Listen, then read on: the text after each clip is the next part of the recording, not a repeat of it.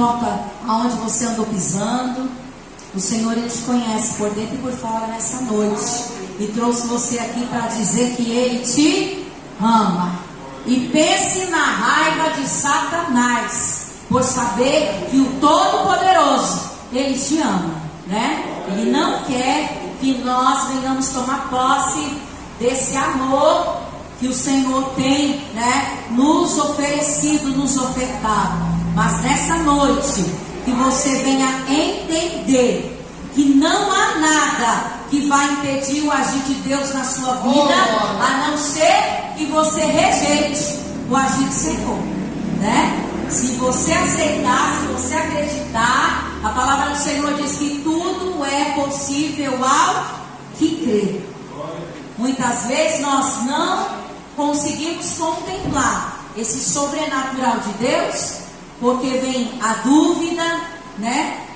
Vem a incredulidade, começamos a olhar com os olhos carnais e não com os olhos da fé, e aí nós mesmos começamos a matar a nossa fé, as esperanças que um dia a gente colocou no Senhor. Mas o Senhor te trouxe nessa noite para dizer para você: Ele tudo viu, Ele tudo ouviu, mas se tem uma coisa que o Senhor, Ele não abre mão, é da minha e da tua alma, né? Ainda que o inimigo, ele arquitetou, vem arquitetando para querer fazer você rejeitar o amor de Deus, o Senhor diz assim: olha, se tu creres em mim, se você acreditar, se você depositar toda a tua confiança em mim, você vai vencer, porque nele nós podemos todas as coisas. A palavra do Senhor diz lá em Filipenses 4,13: tudo posso naquele que me fortalece. Olha eu e você aqui nessa noite. Você passou um dia, eu não sei, mas o meu hoje, pensa num dia arrochado, corrido, cansativo, agitado, né? Muitas vezes cheio de dores, inquietações, preocupações, e nós achávamos que nem ia estar aqui. Se nós tivéssemos olhado pelo nosso físico, pelo dia a dia, e não tivéssemos nos esforçados através da fé para estar aqui, nós não estaríamos aqui. E quando a gente deixa de vir à casa do Senhor, nós só perdemos. Mas quando nós colocamos a planta dos nossos pés, olha aí a nossa força sendo renovada, né? Ao sorriso, ao ânimo, ao louvor que a gente conseguiu tirar do fundo da nossa alma, muitas vezes da garganta inflamada, né? Mas a gente louva e a gente vê o agir do Senhor. Então vale a pena nós continuarmos rompendo em fé, acreditando no Senhor, né? Abra sua Bíblia aí no livro de Atos, capítulo 3, nós vamos estar lendo esse capítulo, né? Capítulo de número 26. Eu vou estar lendo, os irmãos vão estar acompanhando. É uma história muito forte, é uma história, um relato, né? Muito forte, com detalhes que nós precisamos guardar em nossos corações e entender que cada um de nós tem um chamado. Ninguém nasceu para nada, né? Todos nascemos com um propósito que Deus já determinou nos céus. Antes de você chegar ao ventre da sua mãe, o Senhor já tinha tudo lá projetado. Aleluia. E se você está respirando ainda, é porque ainda falta algo o Senhor fazer através da sua vida. E o Senhor quer nos usar. Mas o Senhor não vai nos usar de qualquer maneira. Nós precisamos estar conectados com Ele, estarmos sensíveis. Vamos lá? Eu vou ler, os irmãos vão acompanhando. Pedro e João subiam ao templo para a oração da hora nona. Era levado um homem coxo de nascença, o qual punham diariamente à porta do templo, chamada Formosa, para pedir esmola aos que entravam. Vendo ele a Pedro e João, que iam entrar no templo, implorava que lhe desse uma esmola. Pedro, fitando juntamente com João, disse: olha para nós. Ele os olhava atentamente, esperando receber alguma coisa. Pedro, porém, lhe disse: não possuo nem prata, nem ouro, mas o que tenho, isso te dou. Em nome de Jesus Cristo Nazareno, anda. E tomando-o pela mão direita, o levantou imediatamente. Os seus pés e tornozelos se firmaram. Deu um salto, se pôs em pé, passou a andar e entrou com eles no templo, saltando e louvando a Deus. Viu todo o povo a andar e a louvar a Deus, e reconheceram ser ele o mesmo que esmolava assentado à porta da formosa do templo. E se encheram de admiração e assombro, porque isso lhe acontecera. Apegando-se ele a Pedro e a João, todo o povo correu atônito para junto deles, no pórtico chamado de Salomão. À vista disso, Pedro se dirigiu ao povo, dizendo: Israelitas, por que vos maravilhais disso? Ou por que fitais os olhos em nós, como se pelo nosso próprio poder ou piedade tivéssemos feito andar?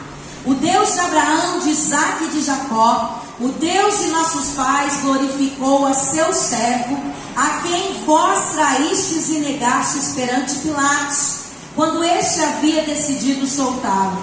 Vós, porém, negastes o santo e o justo, e pedistes que vos concedam um homicida, vos concedesse um homicida. Dessarte, mataste o autor da vida, a quem Deus ressuscitou dentre os mortos, do que nós somos testemunhas. Pela fé em o nome de Jesus, é que esse mesmo nome fortaleceu a este homem que agora vedes e reconheceis. Sim, a fé que vem por meio de Jesus deu a este saúde perfeita na presença de todos vós. E agora, irmãos, eu sei que o que fizestes por ignorância, como também as vossas autoridades, mas Deus assim cumpriu o que dantes anunciara por boca de todos os profetas, que o seu Cristo havia de padecer. Arrependei-vos, pois, e convertei-vos, para serem cancelados os vossos pecados, a fim de que, da presença do Senhor, venham tempos de refrigério, e que envie ele o Cristo, que já vos foi designado Jesus, ao qual é necessário que o céu receba até aos tempos da restauração de todas as coisas, de que Deus falou por boca dos seus santos profetas desde a antiguidade. Disse na verdade Moisés: o Senhor Deus vos suscitará dentre vossos irmãos um profeta semelhante a mim. A ele ouvireis em tudo quanto vos disser. Acontecerá que toda alma que não ouvir a este profeta será exterminada do meio do povo. E todos os profetas, a começar com Samuel, assim como todos depois falaram, também anunciaram esses dias. Vós sois os filhos dos profetas e da aliança que Deus estabeleceu com vossos pais, dizendo a Abraão: na tua descendência serão abençoadas todas as nações da terra. Tendo Deus ressuscitado o seu servo, enviou primeiramente a vós outros para vos abençoar, no sentido de que cada um se aparte das suas perversidades. Amém? Normalmente nós escutamos esse texto sendo ministrado até o momento que aquele coxo levanta e anda, né? E eu me lembrei dessa passagem aqui e eu continuei lendo o texto e vi, irmãos, que nós nos esquecemos de detalhes, né? A palavra do Senhor, por mais que você escute esse capítulo sendo pregado em vários outros lugares, por várias outras pessoas, né? As lições que nós tiramos são lições diferenciadas. Glória a Deus, amém, irmãos? São lições diferenciadas. Aqui fala que na porta do templo, né, na porta lá do local onde eles adoravam ao Senhor, existiam muitas pessoas naquela porta, várias portas, porque era um salão onde existiam várias entradas, eram várias escadarias e várias portas. E numa dessas portas estava um homem que era aleijado, que era coxo. daquela porta, quem foi que passou? Os discípulos Pedro e João. Pedro e João eram discípulos de Jesus. E ao passar por uma daquelas portas, eles iam entrando para orar. Aquele homem que era coxo estava a pedir esmolas. E, como de costume, ele estendeu as mãos e pediu a Pedro e João uma esmola. Mas Pedro e João, naquele momento, pararam. E o que saiu da boca deles foi algo diferente. Talvez se fosse da minha boca e da sua, se tivesse algum aleijado nessa entrada aí, talvez ele estendesse a mão, você ia dizer assim: hoje eu não tenho. Olha, a situação está difícil, eu não tenho nem para mim. Mas aqueles discípulos, irmãos, eles estavam cheios de Deus. E uma pessoa que é cheia de Deus, ela nunca vai despedir um necessitado de mãos vazias. Missionário é mais como? Quer dizer que se alguém pedir, eu tenho que fazer o milagre acontecer. Existem várias formas de nós atendermos a necessidade de alguém. Uma vez eu disse aqui que no momento mais difícil da minha vida, eu precisei de um abraço. E não aparecia ninguém para me dar um abraço. Nem para falar assim, ó, vai passar. Né? Hoje está até o lindo, até para tu cantar para irmão, vai passar. Já está dando uma palavra de ânimo, né, Marlene? Aqueles discípulos tinham um diferencial, né? O Senhor havia separado ali 12 discípulos, mas aqueles dois ali tinham um diferencial. Eles tinham foco na missão.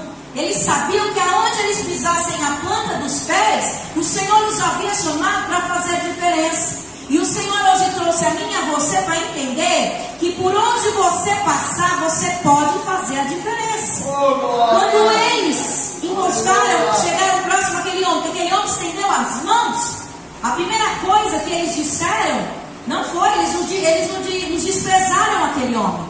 Muitas vezes a primeira coisa que nós fazemos, quando chega alguém necessitado, até mesmo entra na casa de Deus, olhamos da cabeça aos pés, desprezamos. Eu estou falando isso no todo, né? No todo eu estou falando. Muitas igrejas acontecem, e debaixo do sangue de Cristo espero que aqui não aconteça, porque isso é vergonhoso. Pois muitas vezes nós olhamos para as pessoas da cabeça aos pés e desprezamos, porque nós olhamos para a aparência. Mas Pedro e João não olharam para a aparência daquele homem. Pedro e João olharam para a necessidade daquele homem. Aquele homem nem sabia ao certo qual era a necessidade dele. Ele só sabia de uma: preciso comer, preciso me sustentar, então me dá uma moeda.